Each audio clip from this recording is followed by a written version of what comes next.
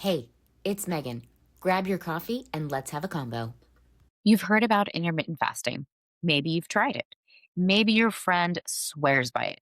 Maybe you're wondering if skipping breakfast will finally shift those stubborn pounds or give you the energy boost that everyone is talking about. Today, I'm going to help you figure out if fasting belongs to your perimenopause toolkit and what to do if it doesn't. Quick note before we dive in, if you have a history of disordered eating, this episode may not be for you. Okay, let's talk about fasting through the lens of my perimenopause matrix framework.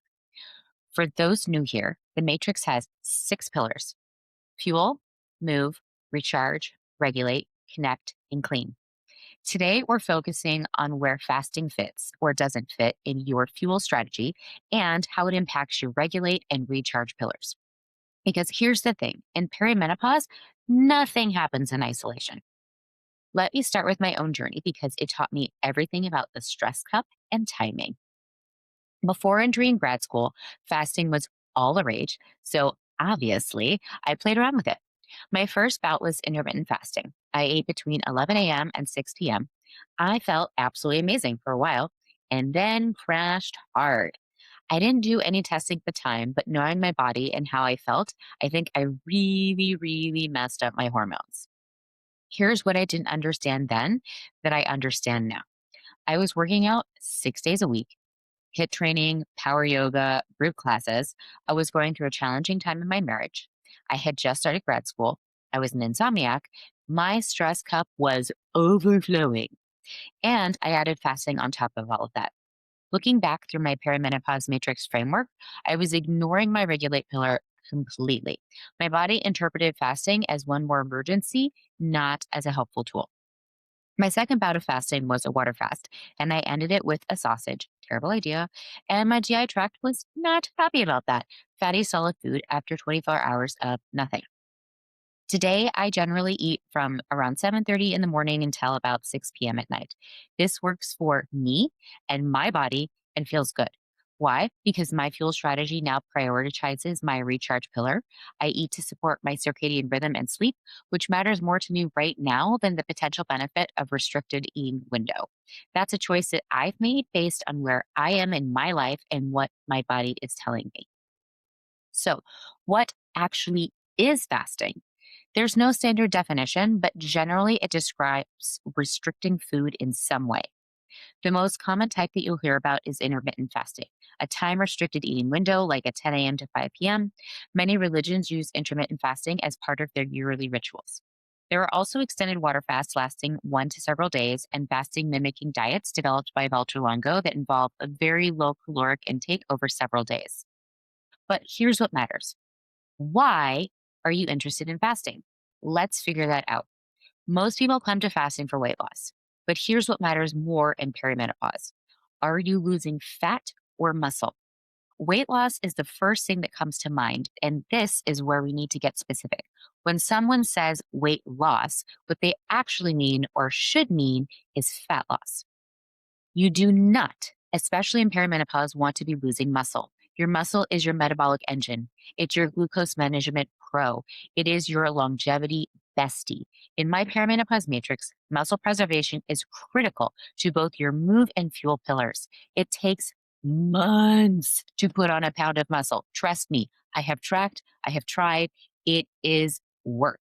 It is not worth the trade off to lose it. Here's the reality. Extended fasting leads to a half to two-thirds of weight loss being lean mass.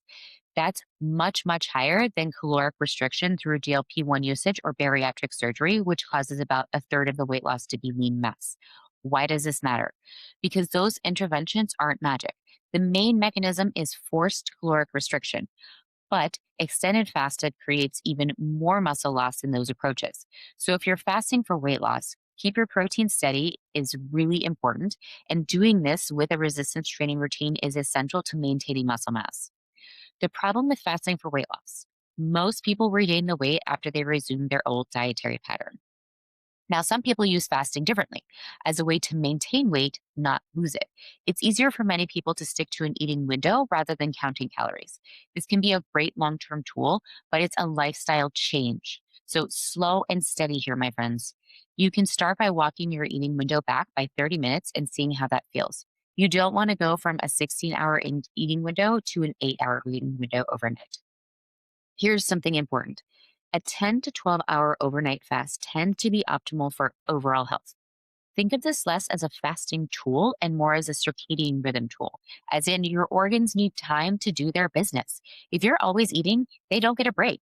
Sleep plus a few hours gives them time to clean house. Dr. Sachin Panda's research shows that adhering to a 10-hour eating window can improve sleep, promote weight loss, and decrease BMI as well as abdominal fat, particularly in people with metabolic syndrome. His My Circadian Clock app research has also shown improvements in insulin resistance. This is where your fuel and recharge pillars intersect beautifully. Some people are interested in fasting for autophagy, that cellular cleanup process where cells degrade and are recycled. Fasting does help create conditions for autophagy, which is important for reducing chronic disease and increasing lifespan. But here's what you need to know. You don't need to fast to trigger autophagy. Exercise is a powerful autophagy trigger. And yes, exercise is a stressor on your body. But if you're already working out, you're already getting those benefits without adding fasting as a stressor on top. If we have to pick one tool for longevity, exercise wins every single time. It's the best longevity drug available, hands down. Much better bang for your buck than fasting. So before you add fasting, optimize your move pillar first. Fasting can also help decrease inflammation and, if long enough, put you in ketosis, when your body starts using fat as its primary fuel source for the brain and the heart. Fasting also increases fat breakdown and metabolic changes that are supportive of longevity. But, and this is important, right now we have a lot of research on short term benefits of fasting, but not long term. Do the benefits remain after you start eating again? W- We don't really know yet, especially for chronic disease prevention. Just a reminder, mice and humans are very different. Okay, let me tell you what I see in my practice because this is where theory meets reality. I work with women using the perimenopause matrix, and here's where fasting usually shows up in an already overflowing stress cup. Fasting can be a really wonderful tool, but it is not for everyone. I don't think it's fair to make blanket statements because I've seen a range of reactions. There's a lot of nuance here, and it's important to remember that you are the only expert in your body. No one else is. A doctor, a trainer, a nutritionist can only provide data from trials and clinical experience. That's not the same as your experience in your body. Here's my self selective bias. My clients aren't coming to see me because they feel amazing. They're coming because they don't feel amazing and want help getting to the bottom of their symptoms. I have met plenty of women who love and thrive with fasting, but they're typically not my clients. So, with that in mind, fasting is a stressor on the body, just like exercise. It can be a really, really good stressor, but depending on the person and how their body responds, it can also be a negative stressor. Historically, no food means famine. Your body can interpret fasting as an emergency and not respond in the most positive way. Think about your stress cup. What is going in there? Is your job crazy stressful right now? Do you have littles at home? Are you caring for aging parents? Do you have strained family relationships? Are you managing a chronic condition? Do you have insomnia? Is your bandwidth limited? These are all things that decrease the size of your stress cup, so it takes less for it to overflow. Fasting can be the thing that tips it over. This is your regulate pillar sending you a message. It's also important to remember when you're in perimenopause, your hormones are fluctuating and not just what you think of as reproductive hormones. Your insulin and melatonin are also affected. Your body is not removing fat at the same rate as it did before your hormones started stepping down. There are changes in your response to metabolic signals. Your mitochondria, those little energy factories in the cells, don't regenerate as well, and your insulin signaling is impaired. All of that to say, there is a lot going on, and your body may not love adding fasting stress to the mix.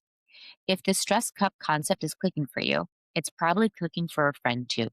Please take 10 seconds right now and text this episode to someone who's also navigating this wild perimenopause ride. She'll thank you, I promise. Here's why most fasting research doesn't apply to you. It's done on men or in mixed groups that don't separate women specific data or in postmenopausal women. Your cycling hormones change everything. One of the things that makes research on fasting in perimenopausal women scarce is our hormonal cycle. It requires more effort to work with a hormonal cycle, and women on birth control don't respond the same way as women who are not on birth control. Dr. Sarah Hill calls us out in her book, This Is Your Brain on Birth Control. So remember, you are not a small man. Thank you, Stacey Sims, for that reminder. Here's what matters. Women create a brand new endometrium every single month to line the uterus. It's labor and resource intensive. Men create sperm continuously, but they don't have a process to generate and shed tissue every month. During your luteal phase, when the endometrial lining is thickening, there's between an 8 and 16% increase in your 24-hour energy expenditure. That is a pretty big difference when it comes to energy balance. This is why women need between 150 to 200 more calories during their luteal phase. Hello, cravings. Your body is smart and knows what it needs. So, why the physiology lesson? Because your body is not the same as a male body. Some women don't experience much difference in their mood and energy during their cycle, but some women do. Some women have a significantly different experience during the second half of their cycle and require more food, sleep, and rest. If you're going to experiment with fasting, your follicular phase, roughly the first 14 days of your cycle, is when you're more insulin sensitive and less likely to be affected by lower caloric intake. Okay, so fasting, is it right for you? Let's figure this out together. Based on the data right now, there's no proven long term risk reduction for chronic disease from fasting. Fasting does not create more benefits than caloric restriction for fat loss and muscle preservation over the short term. So, if you want to use fasting as a way to restrict calories, it can be a very useful tool, but it's not magic. Here's how to know if fasting fits your perimenopause. I want you to answer these 3 questions honestly. Question 1: how full is your stress cup right now? Think about demanding job, caregiving responsibilities, relationship strain, chronic health conditions, sleep issues, and limited bandwidth. Question number 2: where are you in your body composition journey? Do you have adequate muscle mass, excess fat you want to address, or are you already lean with minimal muscle to spare? Question 3: what are you actually trying to achieve with fasting? Be honest. Is it weight loss, convenience, autophagy, because you've heard it's good for you? Now, here's your decision tree. If your stress cup is overflowing, fasting is not your tool right now. Focus on your regulate pillar first. Manage the stressors you can manage before adding another one. If you have minimal muscle mass, don't fast. Instead, focus on your fuel pillar to increase protein intake and your move pillar to build your metabolic engine through resistance training. If you want autophagy or an anti-inflammatory benefits, exercise first. Optimize your move pillar. It's a powerful trigger that doesn't require caloric restriction. If you have solid muscle mass and you want to experiment, try fasting in your follicular phase if you're still cycling. Start by adjusting your eating window by 30-minute increments. Track your energy, your sleep, your mood in a journal so you actually know if you're getting benefits. And please work with a practitioner who understands the perimenopause matrix and knows how to support fasting, not just your average online influencer. If you have a history of disordered eating, I strongly encourage you not to use fasting as a tool. If your goal is improved body composition, more muscle mass, extended fasting is not the best route. At the end of the day, your body is your body and you are the boss. If you want to experiment with fasting, you should. Just pay attention to what your body is telling you. Everything I talked about today, the stress cup, the 6 pillars, understanding why your body isn't responding like it used to, this is all part of my perimenopause matrix framework. I created the perimenopause decoder specifically for busy perimenopausal women who want to understand what's happening in their bodies without drowning in information. Grab it in the show notes below. Thanks for being here, my curious peri friend. I will see you next time. Can you do me a favor? If this was helpful, share it with one person who might need to hear it today. Our bodies didn't come with a user manual, and this perimenopause thing can feel confusing and lonely. But you're not alone, you're not crazy, and you're definitely not broken. And maybe someone in your life needs that reminder too. Let's spread the word and be kind to each other and ourselves. Now the legal bit. I'm a nutritionist, but I'm not your nutritionist. This podcast is for information and education only. No client relationship was formed. Always seek medical advice when necessary. I'll see you next Wednesday morning.